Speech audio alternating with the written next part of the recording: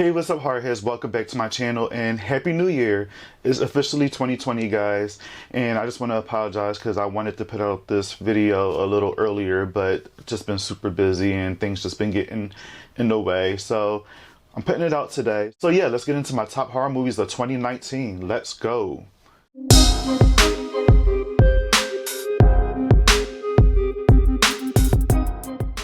So the top 10 horror movies in 2019, and as you guys know, in the beginning of 2019, one of my first videos, and I did my most anticipated horror films. And on this list, a bunch of them, still made it on here. Just a little rearrangement going on. Some movies didn't make it on just because it was either that bad or the movie just wasn't released. But I got some surprise movies that I didn't know that was coming out that actually are in place of those movies that didn't make it. So yeah, let's get into it. So number 10, Brightburn. So Brightburn was a little bit more up on my list, I believe, but it made it to number 10. I really enjoyed this film. I enjoyed the whole evil Superman approach or whatever, but it was just a few things that I didn't care for in the film, but being as though that the producers knew what they were doing as far as with the characters, because there was huge character development in this film and it was entertaining, but I just needed more. And I guess they just wanted to see how the movie goes with this first one, because at the end of this movie, it kind of built up to, they wanted to do more sequels to Brightburn. But yes, Brightburn number 10, I enjoyed it, but that's where it lays. Number 9, Pet Sematary. So Pet Sematary was, I think, number like 3 or 2. I think it was number 2 on my list before, but it made it to number 9. It went down a lot, actually. And not saying that this movie was bad, because it made it onto my list, but again, I wanted more. And the movies that I've seen, after this kind of beat, my expectations. But nonetheless, I did review this film and I enjoyed it very much. I enjoyed the atmosphere, like I said over and over in my last review of that movie. The characters, the twists, even though they pretty much showed the whole entire movie in the trailer, but I still enjoyed it for what it was. This is a good remake for this new generation. So yes, Pet Sematary, number 9. Number 8, Annabelle Comes Home. So Annabelle Comes Home, I think, was a little lower on my list too, but it's still going to stay there. Not saying also that I did not enjoy this film, because I really did enjoy this film. But with the Annabelle films, the only one I really enjoyed was Annabelle Creation. It's a good entry into the Conjuring universe and all of that, but again, a lot of stuff was predictable. The characters were getting on my nerves to the extreme in this movie. And I guess you have to have some dumb characters or some dumb reason why they're doing the things that they're doing.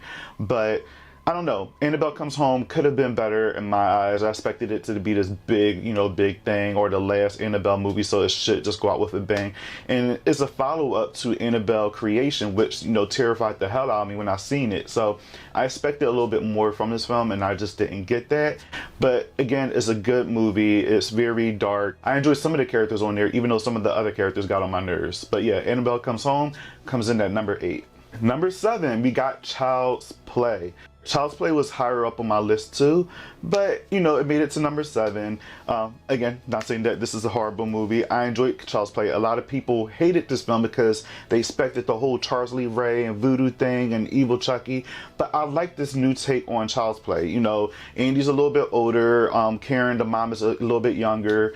And Chucky's a lot different. Being as though we're in this new world of social media and modern technology and AI and having artificial intelligence controlling everything in our homes, and just us being lazy because of it, them incorporating this into a Child's Play movie and making Chucky just that makes it a little bit scarier in my eyes. But what I also liked about this movie, that they made Chucky personable. You kind of felt bad for him in parts of this movie until the very end, where he kind of just went ballistic. But I kind of related with him because, he was just a misunderstood doll. And I don't know, I just like how they went about it with this version of Child's Play, because I don't like remakes that kind of just a carbon copy of the original and they just changed a few things. This was like a totally different movie, just with the same characters. So yes, Child's Play number 7. I enjoyed it, but that's where it lays. Number 6, we got the movie Haunt.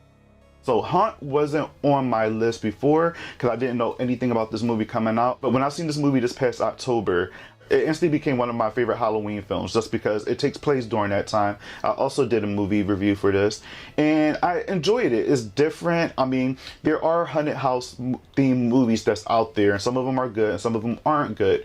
But Hunt was one of the better ones, I should say. Like, I liked it better than Hellfest, and the characters were great. Monsters in this movie was awesome, and I just enjoyed it for what it was. And it just, I don't know, it just made me feel a little good inside watching this movie. It was just a good time watching it. But Hunt definitely made it onto my list just because I enjoyed it that much. So yes, guys, if you guys haven't seen the movie Hunt, check it out on Shudder, or buy it on Apple, your Apple TV or whatever streaming service you can. Shout out to my boy Damian Maffey. He plays the devil on Hunt. He did an amazing job on there, and I just had to give him that shout out because he terrified the hell out of me in this movie. So shout out to Damian Maffey. Hopefully I said your last name right, bro.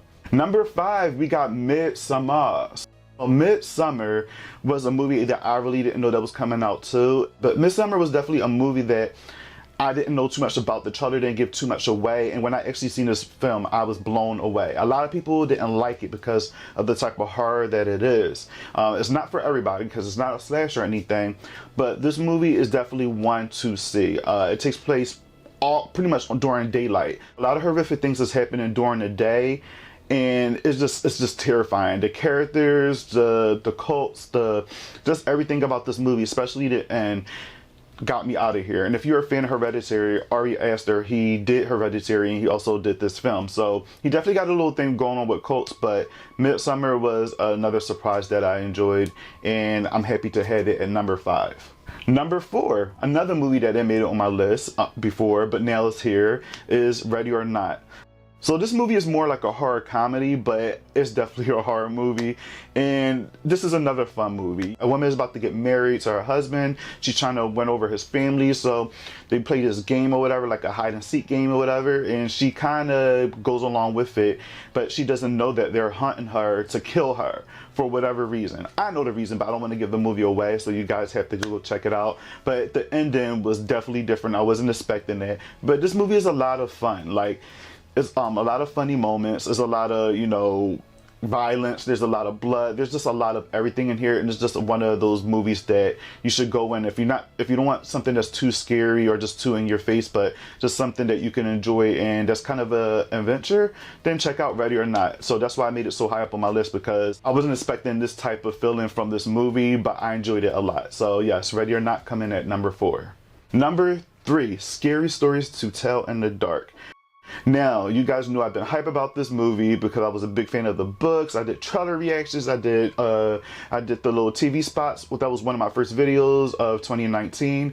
And when I seen this movie, I fell in love for a lot of reasons. But shout out to Guillermo del Toro and Andre Overdahl. You guys did a great job producing and directing this film. A lot of people didn't really care for it just because they said, oh, it's good for teenagers or preteens.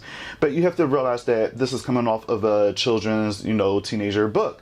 So you just can't go overboard with it. But it was very entertaining. I enjoyed what they did with the monsters because they made pretty much what the monsters look like in a book. They look like that in real life. They put so much effort into doing prosthetics and just using practical effects in this movie with tiny bit of CGI, and it worked. And that's why I love this film so much more. It's just overall entertaining, and it's good for the family, it's good for kids, and you'll be satisfied watching it as an adult. It's a fun family horror movie, and I was just excited seeing this movie in the theater. So yes, Scary Stories to Tell in the Dark comes in at number 3. Number 2, It Chapter 2. Now, It Chapter 2 was number 1 on my list, but it went down to number 2 only because I enjoyed this film so much. I give it high praise. Bill Skarsgård did an amazing job portraying Pennywise once again. He even did it better in this film for me. And I love the adult versions of The Losers Club. But this movie just ran way too long, especially for me in a movie theater. Like, it was almost 3 hours. You better keep my attention. There was some moments in this movie where I did lose a little bit of attention. I was glued, but it was just some parts I'm like, this could have been cut out the movie. And it was just a lot of other things in here that kind of brought it down for me in this movie, mostly the CGI. Again, what I said about Scary Stories to Tell in the Dark, they used a tiny bit of CGI, mostly practical effects, so I wish they could have done this in It Chapter 2, but they didn't. Unfortunately, it has to be at number 2, but it's still high up there on the list, and again, this is one of my favorite movies of the year. Number 1, I have the movie Us. A lot of people hate this movie. They don't care for it. They didn't understand it.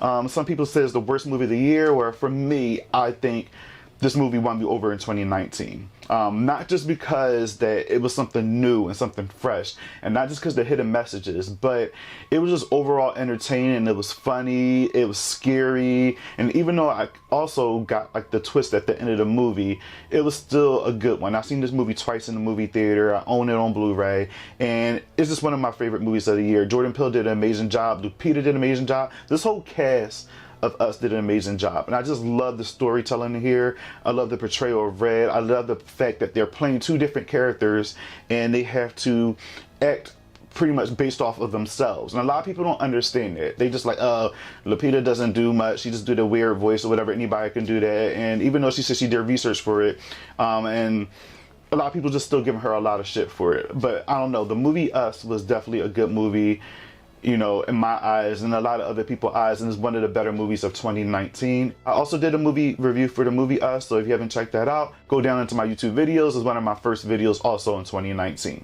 So yeah, guys, there goes my list.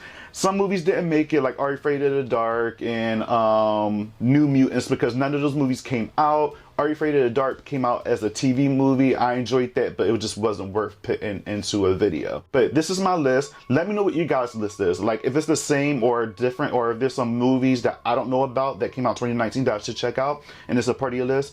Write your list down in the comments below. I want to know. I want to know your order. I want to know how you got your stuff going on. I want to know what new movies you got in there that I didn't see. So yes, again, guys, have a happy new year. Happy 2020. I just want to just say enjoy 2020. We're going to have some big things going on, and I'm excited to go into this new year with you guys. You guys just been supporting and all of that, and I just can't thank you guys enough. So thank you so much, and don't forget to subscribe, like, and comment on this video, and I'll see you guys in the next one. Peace out.